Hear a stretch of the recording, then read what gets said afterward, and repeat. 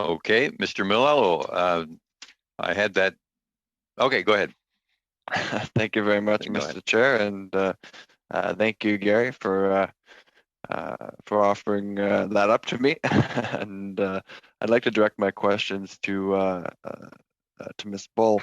Uh, Obviously, with the pandemic, many businesses have been switching to online, to e-commerce, to trying to operate in that manner. And in many northern rural regions, access to internet um, is a very big issue, and it really doesn't exist for many people across my riding.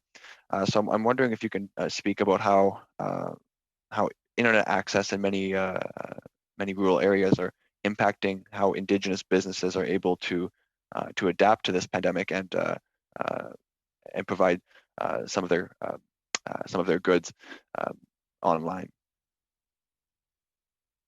Sure, thank you for the question. We definitely have heard from many members that access to internet and stable internet is an issue. It has been an issue for some time. And I think people, it's not only communities that are quite rural. So I'm from the same community as Dr. Restwell from earlier. I was quite impressed with her internet today. When I work from Nipissing First Nation, it's difficult also to even to participate in virtual conversations like this.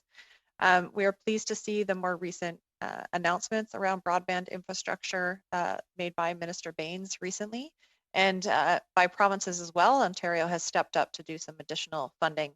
But we know that a number of our businesses, a number of our members have pivoted to e-commerce with support from a number of corporations, but they often have to work in the evenings or work at night to ensure that they get their orders and payments through.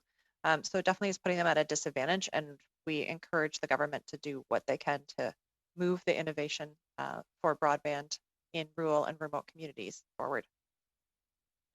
Thank you very much. And another issue in my riding, we have a lot of seasonal operations.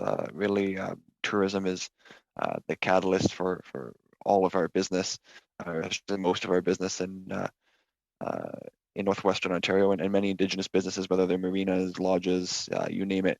They rely on a lot of tourists who of course, weren't able to come this year. Maybe if it was American tourists, obviously with the border closure, they weren't able to come, and many other people from Manitoba and from across Canada didn't feel comfortable crossing the border and coming out to my region around Kenora um,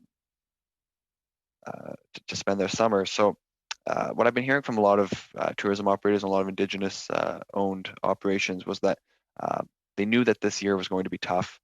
They were holding out really for the 2021 season, and some kind of, they kept saying to me, we recognize that the border needs to be closed. We recognize that these regulations need to be in place, that it's working. But if we can get through to 2021, we'll be okay. Now it's looking, late in the season. It's not very certain on what that operation is going to look like next year. So I'm wondering if you have a sense on how some of the seasonal operations are preparing for the possibility of losing most of or potentially all of their season again. I think we've definitely heard concern from our members in the tourism sector, definitely. That is one of the largest growing industries in Indigenous business, and a lot of those businesses are young, so we need to ensure that we're sustaining them in business through this period.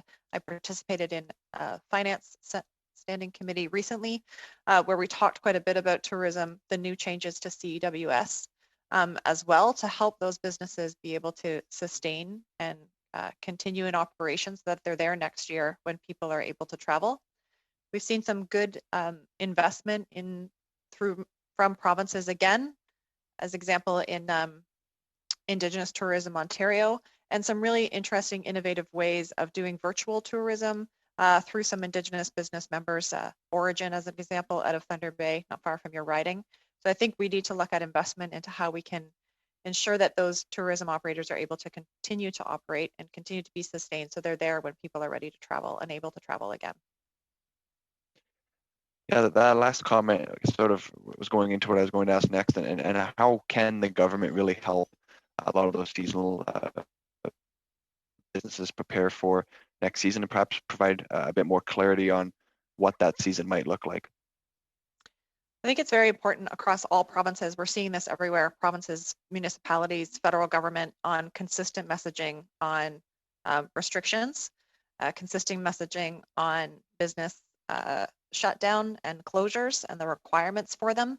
So we really need to look at how we're messaging that across all provinces and for all industries, but also ensuring that it is looking at a regional base as well, so that we are looking specifically at certain tourism areas and certain areas of the country that may be able to open, and how then are we supporting better the businesses that aren't.